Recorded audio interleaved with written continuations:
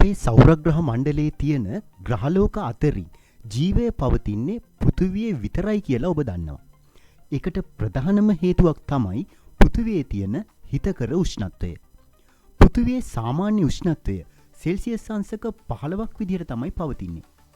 ඇත්තටම මේ උෂ්ණත්වය ජීවයේ පැවැත්මට හරිම වැදගත්. නමුත් ඔබ කවදා හරි හිතුවද මේ උෂ්ණත්වය මෙලෙසම පවත්ව ගන්න පෘථිවියට උදව් වෙන්නේ කවුද කියලා? ඒකට ප්‍රධානම හේතුව තමයි පෘථිවියේ පවතින හරිතාගාර ආචරණය. අද අපි සාකච්ඡා කරන්නේ මේ හරිතාගාර ආචරණය කියන්නේ මොකක්ද? එය ස්වභාවිකව සිදුවෙන්නේ කොහොමද? සහ වර්තමානයේ මිනිස් ක්‍රියාකාරකම් නිසා මේ ක්‍රියාවලිය අපේ පෘථිවියට තර්ජනයක් වෙලා තියෙන්නේ ඇයි කියන කාරණාව ගැනයි. මුලින්ම අපි බලමු හරිතාගාරයක් කියන්නේ මොකක්ද කියලා. හරිතාගාරයක් මගින් සිදු කරන්නේ අදාළ ප්‍රදේශයක ආරක්ෂිත ගෘහයක් තුල ප්‍රශස්ත උෂ්ණත්වය බාහිර තාප සැපයීමකින් තොරව දිගු කාලයක් පවත්වා ගැනීමයි. සාමාන්‍යයෙන් හරිතාගාරයක් ඇතුලේ උෂ්ණත්වය බාහිර පරිසරයට වඩා සෙල්සියස් අංශක 2 සිට 6 දක්වා ප්‍රමාණයකින් ඉහළ අගයක් ගන්නවා. සූර්යගේ ඉඳන් පෘථිවියට ලැබෙන කිරණ ප්‍රධාන වශයෙන්ම පාරජම්බුල සහ දෘශ්‍ය කලාපයට තමයි අයිති වෙන්නේ. පෘථිවි පෘෂ්ඨයට මේ කිරණ උරාගෙන නැවත පිට කරන්නේ ශක්තිය අඩු අදෝරක්ත කිරණ විදිහට. වායුගෝලයේ තියෙන ඇතැම් වායුවලට මේ අදෝරක්ත කිරණ උරාගෙන තාපය බවට පත් කිරීමේ හැකියාවක් තියෙනවා. වාසනාවකට වායුගෝලයේ 99%කට වඩා තියෙන ප්‍රධාන වායු වන නයිට්‍රජන්, ඔක්සිජන් සහ ආගන් වලට මෙම අදෝරක්ත කිරණ උරා ගන්න බෑ. ඇත්තටම ඒ වායු වලටත් මේ තාපය උරා ගන්න පුළුවන් වුණා නම් අද අපේ පෘථිවියේ උෂ්ණත්වය මීට වඩා දරා ගන්න නොහැකි තරම් ඉහළ යන්න තිබුණා. වායුගෝලයේ ඇති අදෝරක්ත කිරණ උරාගත හැකි ඒ වගේම දිගු කාලයක් වායුගෝලයේ ස්ථායීව පවතින වායු අපි හඳුන්වන්නේ හරිතාගාර වායු කියලා. ඒක පරමාණුක සහ සමද්විපරමාණුක නොවන ඕනෑම වායුවකට මේ අදෝරක්ත කිරණ උරා ගන්න පුළුවන්. වායුගෝලයේ ඇති අදෝරක්ත කිරණ උරා ගැනීමට හැකියාව තිබ්බත් යම් වායුවක් වායුගෝලයේ තුල දිගු කාලයක් ස්ථායීව නොපවතින්නේ නම් ඒක හරිතාගාර වායුවක් ලෙස හඳුන්වන්නේ නැහැ.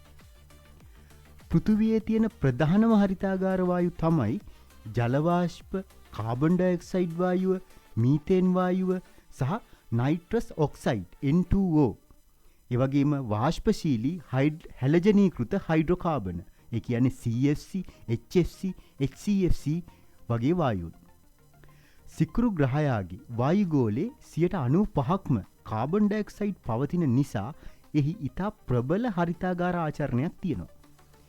ඒ නිසයි සූර්යයට දෙවෙනියට හිටියත් සිකුරු සෞරග්‍රහ මණ්ඩලයේ උණුසුම්ම ග්‍රහය වෙලා තියෙන්නේ. ගෝලීය උණුසුම ඉහළ යාමට මිනිස් දායකත්වය. මිනිස් ක්‍රියාකාරකම් නිසා මේ වායු සාන්ද්‍රණය දැන් අධික ලෙස ඉහළ ගොස් තිබෙනවා. පොසිල ඉන්ධන දහනය සහ වන විනාශය නිසා කාබන් ඩයොක්සයිඩ් වායුව ඉහළ ගොස් තිබෙනවා.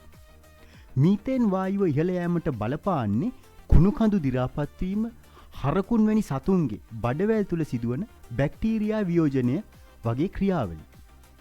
නයිට්‍රස් ඔක්සයිඩ් වායුගෝලයේ තුල ඉහළ යාමට කෘෂිකර්මාන්තයේදී පසට යොදන නයිට්‍රජන් පොහොර මත බැක්ටීරියා ක්‍රියා කිරීම හේතු වෙලා තියෙනවා. හැලජනීකృత හයිඩ්‍රෝකාබන් වායුගෝලයේ ඉහළ යාමට හේතුව ශීතකරණ සහ වායු සමන යන්ත්‍රවල සිසිලනකාරක ලෙස මෙම වායුන් භාවිතා කිරීමයි. මේ නිසා සිදුවන අහිතකර බලපෑම් රාශියක් තියෙනවා. ද්‍රවාසන්න අයිස් තට්ටු දිය වෙලා මුහුදු මට්ටම ඉහළ යනවා. ඒ වගේම ඩෙන්ගු වැනි වසංගත රෝග පැතිරෙනවා. දරුණු සුලිසුලන් ඇති වෙනවා. මේවා තමයි විශාල වශයෙන්ම අපට දැකගත හැකි අහිතකර බලපෑම්. නමුත් මේවා අපිට පාලනය කරන්න පුළුවන්. ඒ සඳහා පොසිල ඉන්ධන වෙනුවට සූර්ය ශක්තිය, සුළං බලය වැනි විකල්ප බල ශක්ති කරා යොමු වෙන්න පුළුවන්. ඒ වගේම වන විනාශය නතර කරලා පැලසිටුවීම සිදු කරන්න පුළුවන්. කසල නිසි ලෙස කළමනාකරණය සිදු කරන්න පුළුවන්. රසායනික පොහොර වෙනුවට කොම්පෝස්ට් පොහොර භාවිතය සිදු කරන්න පුළුවන්. අවසාන වශයෙන් අප මතක තබා ගත යුතු වැදගත්ම දේ තමයි හරිතාගාර ආචරණය කියන්නේ පෘථිවියේ ජීවය පවත්වා ගන්න සොබාදාම අපිට ලබා දුන්නු දායාදයක්.